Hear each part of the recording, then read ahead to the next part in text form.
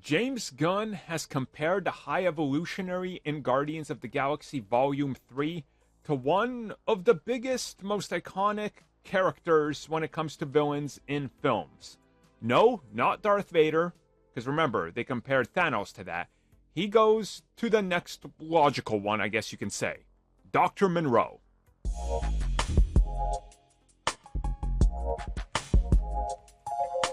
So in case you're not familiar with what he's talking about, which, you know what, I don't blame you. The Island of Lost Souls is a 1932 film that's very much a product of its time. And, yeah, that's all I will say about it. But a lot of people, I think, will recognize the name Dr. Monroe. The name comes from the Island of Dr. Monroe, which started as a sci-fi novel in the late 1890s. It was written by H.G. Wells, one of the most prominent science fiction writers of all time. Now, the important thing here is Dr. Monroe is a mad scientist who is very much about creating human-like hybrids from animals and mixing and splicing genes and all sorts of things to create horrific creatures that are almost like Cronenberg-like.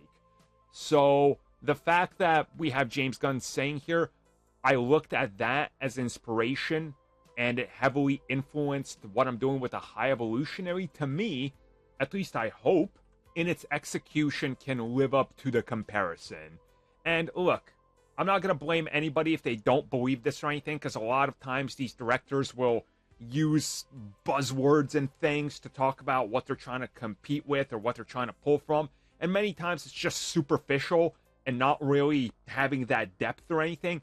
I really want to believe that the High Evolutionary is going to be somebody that we look at like Dr. Monroe and we go, you know what? Yeah, he pulled that off really well.